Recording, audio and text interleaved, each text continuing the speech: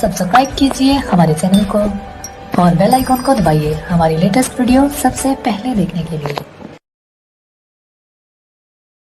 Good morning साथियों, आप सभी का स्वागत है दिशा कंपटीशन क्लासेस में।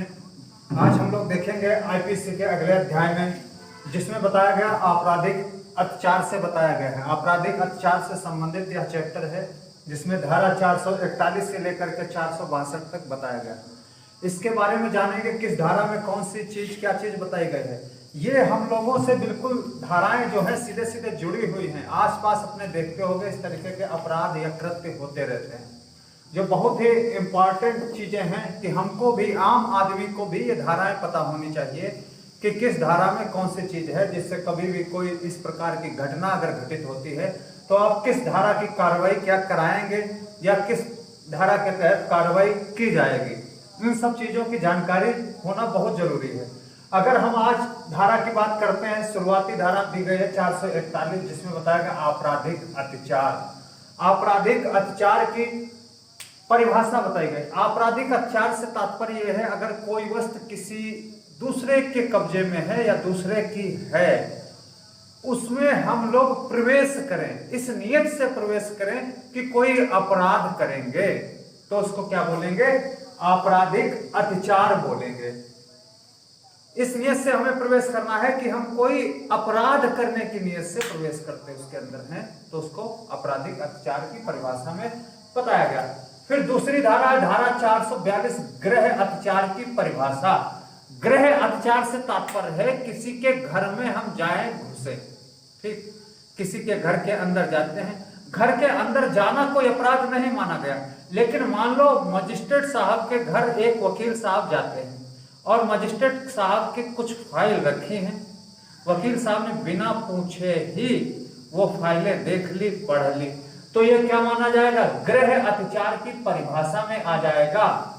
ठीक, किसके अंदर? गृह, घर के अंदर घुस करके अपराध किया, अत्याचार किया, तो किसमें आ गया? गृह अत्याचार आ गया। फिर 443, छिपकर घर में घुसने की परिभाषा। कोई मकान मालिक है या कोई दुकान मालिक है या कोई अन्य कोई जगह का मालिक है, उसकी बिना जानकारी के, उसके बिना देखे हुए हम छिप करके उसके घर में घुस जाएं। मेन रास्ता है, ये मेन रास्ता है, यहां से प्रवेश हमने किया, लेकिन कब किया? उससे छिप करके प्रवेश हमने किया, वो जान नहीं पाया, छुप करके हम उसके अंदर घुस गए। ठीक, अब नियत क्या है ये बाद में पता चलेगा, लेकिन छिप करके घुसना ही एक अपराध माना गया, अत्याचार माना गया। नियत आपकी चोरी की हो सकती, नियत आपकी मारपीट की हो सकती, नियत आपकी हत्या की हो सकती है, नियत आपकी सदोष अवरोध की हो सकती है, ये अलग चीजें हो गई, लेकिन छिपकर घुसना ही एक अपराध माना गया है। ये किसमें बताया गया? 443 धारा में बताया गया।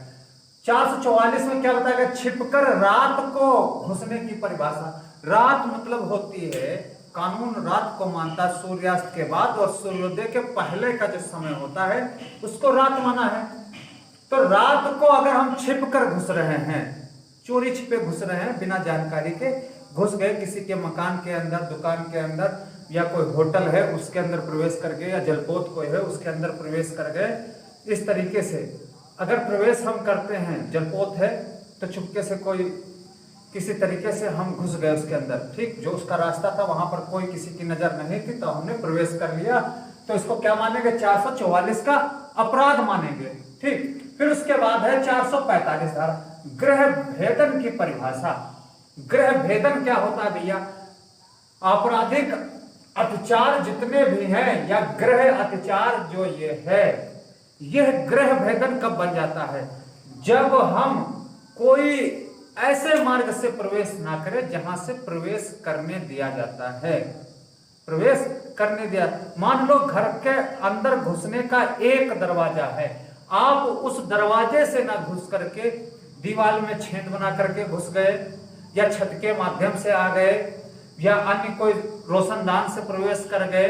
इस तरीके से जब प्रवेश करते हैं, उस रास्ते से ना होकर के अन्य कोई दूसरा मार्ग खोज करके प्रवेश करेंगे, तो उसको क्या बोलेंगे? गृह भेदन भैया बोलते हैं। क्या बोलते हैं उसको? है गृह भेदन। और ये कहीं भी हो सकता है, होटल में हो सकता है, जलपोत में हो सकता, मान लो जलपोत एक है, उसकी तली में छेद बना करके हम घुस गए, उसके अंदर पहुंच गए, तो ये क्या आएगा, गृह भेदन आएगा। ठीक, फिर रात को गृह भेदन की परिभाषा बिल्कुल सेम चीज वही, गृह भेदन मैंने आपको अभी बताया। और रात कब मानी जाएगी, सूर्यास्त के बाद और सूर्योदय से पहले, जब हम किसी ऐसे मार्ग से प्रवेश करते हैं जिस मार्ग से आमतौर से प्रवेश होता नहीं होता है। ठीक, वो मार्ग जो जहां से हम प्रवेश नहीं कर सकते, वहां मार्ग बना करके प्रवेश करते हैं, तो उसको क्या बोलेंगे, गृह भेदन बोलेंगे। ठीक, ये कुछ परिभाषा थी, 446 तक पूरी परिभाषा थी, इनके बारे में मैंने बताया। आपराधिक अत्याचार से आप समझ गए होंगे। आपराधिक अत्याचार मतलब किसी ऐसी जगह प्रवेश करना, फिर उसके बाद में अपराध करना, क्या हो जाएगा, आपराधिक अत्याचार हो जाएगा, चाहे वो घर हो या कोई चीज अन्य हो। ठीक, फिर 447 इसमें बताया गया आपराधिक अत्याचार के लिए दंड भैया। तो आपराधिक अत्याचार के लिए दंड बहुत कम रखा गया है, 3 मास का। अत्याचार के लिए दंड, जैसे आप इस घर के अंदर प्रवेश किए, इसके अंदर आ गए, फिर यहाँ कोई सामान उठा लिए या गाली दे दिए या लड़ाई झगड़ा कर लिए या मारपीट कर लिए गए, तो ये अत्याचार हो गया। ठीक, इस तरीके से एक अपराध हो गया, तो इसके लिए 3 मास का दंड रखा गया। फिर उसके बाद में देखेंगे भैया 448 गृह अत्याचार के लिए दंड। गृह अत्याचार के लिए जो दंड है वो कितना है भैया, 1 वर्ष है। घर के अंदर घुस करके कोई अपराध आप किए हैं तो क्या हो गया, गृह अत्याचार हो गया, उसके लिए दंड क्या हो गया, 1 वर्ष का दंड बताया गया है। फिर आगे देखते हैं, इसी से सब दंड से संबंधित धाराएं हैं और बहुत आसान, सीधे सीधे आपको याद रखना कितना किसमें दंड दिया जाता है। मृत्यु दंड से दंडनीय अपराध को करने के लिए गृह अत्याचार, ऐसे अपराध जिसमें मृत्यु दंड आमतौर से दिया जाता है। ठीक, वो अपराध कहां हो, वो अपराध करने के लिए गृह अत्याचार किया गया हो, जैसे किसी की हत्या करते, रेप करते हैं, ये सब मृत्यु दंड से दंडनीय अपराध हैं। तो उसके लिए हम क्या किए हैं, गृह अत्याचार किए हैं। तो भैया 449 की जो सजा बताई गई है वो 10 वर्ष की सजा बताई गई। केवल अत्याचार हुआ है, ये चीज ध्यान रखना, वो अपराध नहीं हुआ वहां पर है, अत्याचार हुआ है। अपराध वो कार्य अगर कर डालेंगे तो फांसी हो सकती है, आजीवन कारावास हो सकता है, अन्य सजाएं हो सकती, वो धारा जैसे 302 तो लगेगी ही लगेगी, साथ में आपके 450 लग जाएगी, 49 लग जाएगी, या जो भी धाराएं ये ऊपर बताई थी मैंने 441 से 46 तक, वो सारी धाराएं साथ में लग जाएंगी। ठीक, फिर उसके बाद बताया गया 450 आजीवन कारावास से, ऐसे कार्य जिनमें सजा हमारी क्या रहती, आजीवन कारावास की सजा रहती है, उनको करने की नियत से गृह अत्याचार, आजीवन कारावास से दंडनीय अपराधों को करने की नियत से गृह अत्याचार अगर करते आप हैं तो धारा भैया कौन सी है, 450, इसकी सजा भैया, इसकी भी 10 वर्ष सजा बताई गई है। 450 की सजा भैया कितनी बताई गई, 10 वर्ष की सजा बताई गई। फिर 451 ऐसे अपराध जो केवल कारावास, कारावास साधारण हो सकता है, कठोर हो सकता है, और आजीवन कारावास नहीं, कारावास है, उससे दंडनीय अपराधों को करने की नियत से गृह अत्याचार अगर आप करते हैं तो क्या हो जाएगा, 451 का अपराध माना जाएगा। 451 में भैया सजा बताई गई है 2 वर्ष। कितनी सजा बताई गई है, 2 वर्ष की सजा इसमें निर्धारित की गई है।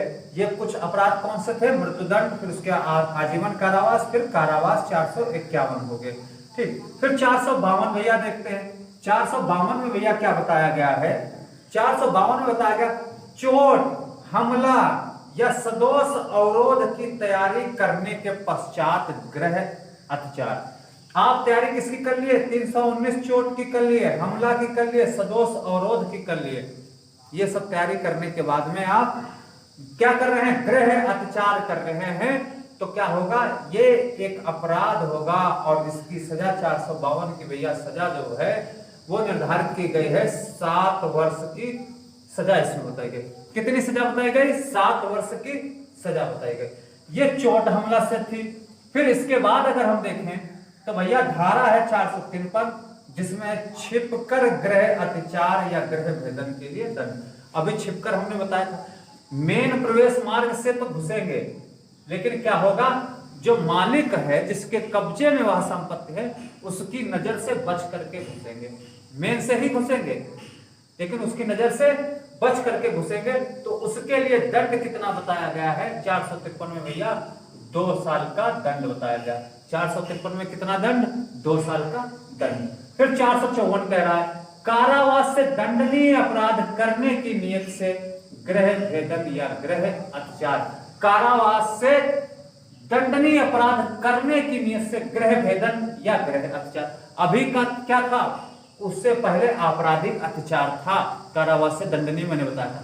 अब यहां पर क्या है, गृह भेदन है या फिर गृह अत्याचार है। इससे पहले जो बताया था वो केवल आपराधिक अत्याचार थे, लेकिन यहां पर क्या आ गया, गृह भेदन हो गया और गृह अत्याचार हो गया। ठीक इस धारा में तो 454 का जो अपराध है वो 3 वर्ष है। ठीक 3 वर्ष है। लेकिन मान लो किसी की घड़ी रखी थी, उस घड़ी को हमने चुरा लिया, या कोई अन्य महत्वपूर्ण सामान रखा था उसको चुरा लिया, तो सजा भैया 10 वर्ष हो जाएगी। कितनी सजा हो जाएगी, 10 वर्ष। आप गृह भेदन करके गए हैं या गृह अत्याचार करके अंदर घुसे हैं, तो सजा कितनी हो जाएगी, 10 वर्ष की सजा हो जाएगी। फिर 455 क्या कह रहा है, चोट, हमले व सदोष अवरोध को करने की नियत से गृह भेदन या गृह अत्याचार। बस ये ध्यान रखना, यहाँ पर गृह भेदन प्लस गृह अत्याचार चल रहा है। ठीक, और इससे पहले जो मैंने अभी आपको धाराएं बताई थी चोट हमले वाली, उसमें आपराधिक अत्याचार था केवल। यहाँ पर क्या हो गया है, गृह भेदन और गृह अत्याचार हो गया। अगर इस प्रकार की नियत से कोई घर में घुसता है 455, तो सजा इसकी भैया 455 की है, 10 वर्ष की सजा निर्धारित की गई है। आराम से आप लोग कर सकते हो, इसमें दिक्कत की कोई बात नहीं होगी। फिर 456 क्या कह रहा है, 456 कह रहा है, रात में छिपकर घुसना या गृह भेदन के लिए दंड। रात में छिपकर घुस गए, ठीक, मेन मार्ग से घुस गए या सेंध लगा करके घुस गए, तो उसके लिए दंड कितना है 456 में भैया, दंड 456 में 3 साल। कितना है, 3 साल का दंड निर्धारित किया गया है 456 में। फिर 457, रात में अपराध करने की नियत से, अपराध करने की नियत से गृह भेदन या गृह अत्याचार, करने की नियत से गृह भेदन या गृह अत्याचार। रात में अब कर रहा है, ये दिन में होता, ठीक, यहां पर क्या हो गया, रात में हो गया। तो 457 की भैया सजा जो बताई गई 5 साल बताई गई है। ये करने की नियत से अगर घुस रहा है रात में तो 5 साल सजा, और वो अपराध कोई कर देता है वहां पर, तो सजा कितनी हो जाएगी भैया, 10 वर्ष सजा हो जाएगी। फिर 458 देखते हैं, 458, रात में चोट, हमला या सदोष अवरोध उत्पन्न करने की तैयारी के बाद में गृह भेदन या फिर गृह अत्याचार। 458 की सजा भैया बताई गई है 14 साल बताई गई। अगर आप चोट, हमला इन सब तैयारी करने के बाद आप रात में गृह भेदन या गृह अत्याचार करते हैं तो उसकी सजा कितनी है, 14 साल है। फिर 459 देखेंगे, गृह भेदन या छिपकर घुसने के दौरान सख्त चोट पहुंचाना या सख्त चोट पहुंचाने की कोशिश करना या मृत्यु की कोशिश करने पर दंड। यहां पर कोशिश की गई है 459 में, गृह भेदन या गृह अत्याचार के बाद में चोट पहुंचा रहा है, सख्त चोट पहुंचा रहा है या सख्त चोट पहुंचाने की कोशिश किया उसने, या मृत्यु की करने की कोशिश उसने की। तो 459 में कोशिश भैया की गई, इसकी सजा कितनी है, 10 वर्ष की सजा बताई गई है 459 में, जब कोशिश वह करेगा तब, ठीक। फिर 460 है, यहां पर गृह भेदन या छिपकर घुसने के दौरान सख्त चोट पहुंचाई हो, सख्त चोट पहुंचाई हो, ठीक, या मृत्यु की हो, उसने मृत्यु कर दिया हो या उसने सख्त चोट पहुंचा दी हो, ठीक।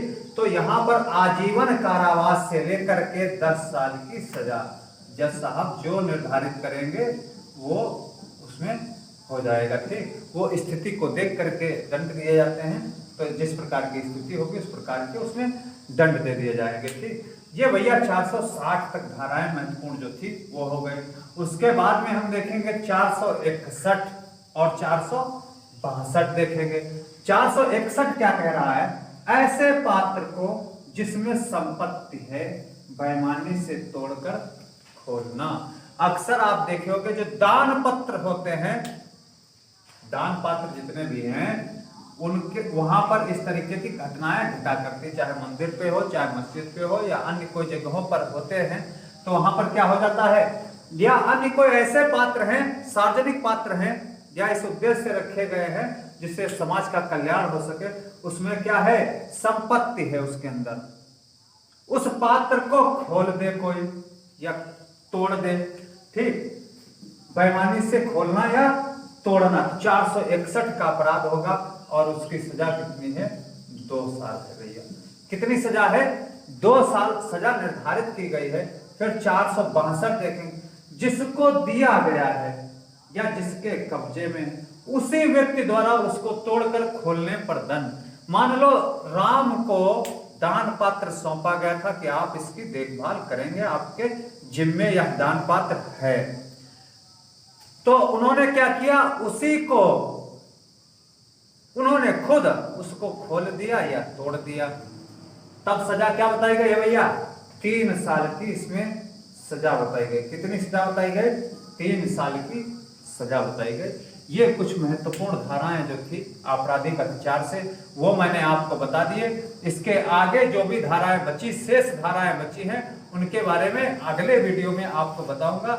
जल्दी से जल्दी आपकी आईपीसी कंप्लीट होगी, उसके बाद में जितने भी एक्ट या अधिनियम जितने भी हैं उनके बारे में हम लोग एक एक करके चर्चा करेंगे। जय हिंद दोस्तों, जय दिशा, तय दिशा, धन्यवाद।